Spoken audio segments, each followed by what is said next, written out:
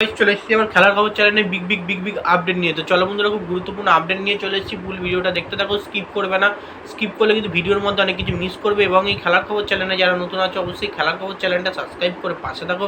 পাশে থাকা bell icon ঘন্টাকে ঢং করে বাজিয়ে দাও। বেশি বেশি লাইক এবং কমেন্ট করে দাও, যাতে মোটিভেট হয়ে তোমাদের এই খেলার খবর চ্যানেলে আমি পাশ আপডেট দিতে পারি। তো চলো বন্ধুরা, ফার্স্ট যে আপডেটটা নিয়ে কথা বলবো, খুব গুরুত্বপূর্ণ আপডেট তোমাদের শেয়ার করতে চলেছি ভিডিওর মধ্যে। তো ফার্স্ট আপডেটটাই হচ্ছে এমবিএসজি শিবিরের দানব ডিফেন্ডার অ্যালবার্টো রড্রিগেজকে নিয়ে। তো এমবিএসজি শিবিরের প্লেয়ার অ্যালবার্টো রড্রিগেজকে নিয়ে যে খবরটা দেবো, তোমরা নিশ্চয়ই জানো অ্যালবার্টো রড্রিগেজ চোট পেয়েছিল। চোটের কারণে নেক্সট ম্যাচটা কিন্তু বসতে হয়েছিল, মানে এই নর্থ ইস্ট ম্যাচটা কিন্তু বসতে হয়েছিল। তাও কিন্তু নর্থ ইস্টকে 1-0 বলে হারায় মোহনবাগান বৃষ্টি ভেজা মাঠে। বৃষ্টির মধ্যে খেলাটা সম্পন্ন হয়। তো এইবার যেটা খবর সূত্রে জানা যাচ্ছে এমবিএসজি শিবিরের সমর্থকদের জন্যে, যে অ্যালবার্টো রড্রিগেজ কিন্তু পুরোপুরি ফিট। মানে দানবকে বেশি দিন চোটের মধ্যে রাখা যায় না। সে নিজেকে সবসময় ফিট রাখতে পারে, জানে কীভাবে নিজেকে তাড়াতাড়ি ফিট করে তুলতে হয়। একটা তার এক্সট্রা কনফিডেন্স আছে নিজের মধ্যে।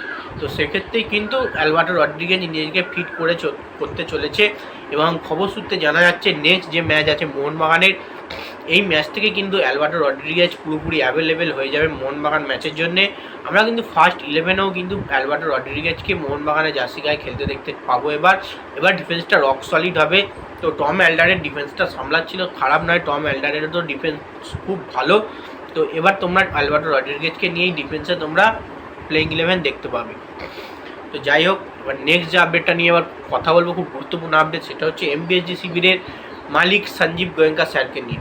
তো এমবিএসজি শিবিরের মালিক সঞ্জীব গোয়েঙ্কা স্যার কিন্তু একটা বড় বার্তা দিয়েছে, মানে শুভেচ্ছা বার্তা দিয়েছে। সেই শুভেচ্ছা বার্তাটা হলো, হ্যাঁ, অনেক দিনই সে মোহনবাগান টিমকে নিয়ে কিছু বলেননি এবং অনেক দিনই ছিলেন না। এবং আইপিএল চলছে, তোমরা নিশ্চয়ই জানো, লগ্ন সুপার জায়েন্ট এই দলটা কিন্তু তেনারও। তো এই নিয়ে একটু ব্যস্ত ছিলেন এবং অনেক দিন পর একটা বার্তা মোহনবাগানকে নিয়ে দিল, যেটা হচ্ছে শুভেচ্ছা বার্তা।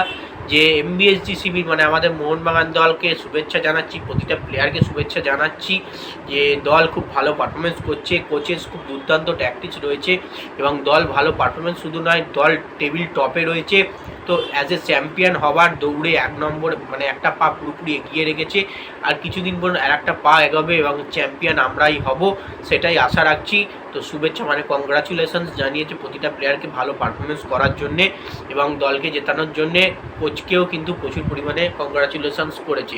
তো যাই হোক, একটা গ্রিন সিগন্যাল, একটা ভালো বার্তা কিন্তু অবশ্যই দিয়েছে এমবিএসজি শিবিরের মালিক সঞ্জীব গোয়েঙ্কা এমবিএসজি শিবিরকে। তো দেখা যাক, আশা করছি মোহনবাগানই চ্যাম্পিয়ন হবে এবং চ্যাম্পিয়ন হওয়ার দৌড়ে একটা পা অবশ্যই এগিয়ে রেখে দিয়েছে, আর একটা পা ফেলবে, কারণ অনেকটাই তারা এগিয়ে রয়েছে অন্যান্য দলের থেকে। নেক্সট আপডেট যেটা নিয়ে কথা বলবো, গুরুত্বপূর্ণ আপডেট, ট্রান্সফার মার্কেট সূত্রে জানা যাচ্ছে নাকি ইস্টবেঙ্গল এফসি শিবিরের প্লেয়ার মিগুয়েল প্যারেরা নাকি সাসপেন্ড হয়েছে।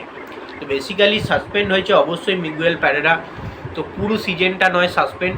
তো সাসপেন্ড কথাটা অনেকেই ভাবছে পুরো সিজনটা সাসপেন্ড হচ্ছে। তো বেসিক্যালি মিগুয়েল প্যারেরাকে যেটা খবর সূত্রে জানা যাচ্ছে বা ট্রান্সফার মার্কেট সূত্রে জানা যাচ্ছে, যে মিগুয়েল প্যারেরাকে কিন্তু 3টে ম্যাচের জন্য পুরোপুরি সাসপেন্ড করেছে। এবং 3টে ম্যাচ সাসপেন্ড মানে তোমরা নিশ্চয়ই জানো ইস্টবেঙ্গলের প্রায় ম্যাচ শেষের দিকেই হয়ে যাচ্ছে। ইস্টবেঙ্গল 8টা ম্যাচ খেলেছে, একটা টিম খুব জোর 14টা করে ম্যাচ খেলবে। তো বেসিক্যালি সেহেতু 8টা ম্যাচ খেলে ফেলেছে, 3টে ম্যাচ যদি মিস করে মিগুয়েলকে, তাহলে ইস্টবেঙ্গলের প্রচুর পরিমাণে ক্ষতি হবে। মিগুয়েল যে জায়গাটা লিডিং করে খেলে, গোল করে, দলকে জেতায়, সেই জায়গাটা কিন্তু ভরসাযোগ্য প্লেয়ার হিসেবে আমরা মোহাম্মদ রাশিদকে অবশ্যই পেতে পারি। তাও মিগুয়েলের পারফরমেন্স খুব ভালো লাগে। তো মিগুয়েলকে 3টে ম্যাচ সাসপেন্ড, প্রায় 11 নম্বর ম্যাচ অবধি কিন্তু ইস্টবেঙ্গল মিগুয়েল প্যারেরাকে পাবে না দলের। তো নেক্সট এবং লাস্ট আপডেট যেটা নিয়ে কথা হলো, খুব গুরুত্বপূর্ণ আপডেট, সেটা হচ্ছে ইস্টবেঙ্গল এফসি শিবিরের কোচ অস্কার ব্রুজনকে নিয়ে। কোচ অস্কার ব্রুজন কিন্তু পরিকল্পনা চেঞ্জ করছে।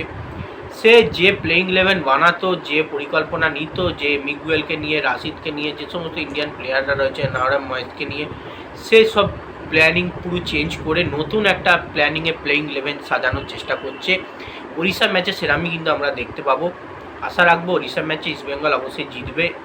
ওড়িশা টিমটার মধ্যে কিচ্ছু নেই হারানোর মতো, তাদের বিরুদ্ধে অবশ্যই জিতবে এবং ভালোভাবে জেতার একটা চেষ্টা করবে এই নতুন পরিকল্পনার মাধ্যমে অস্কার ভুজনের ব্রিগেড ইস্ট বেঙ্গল এফসিসিবি।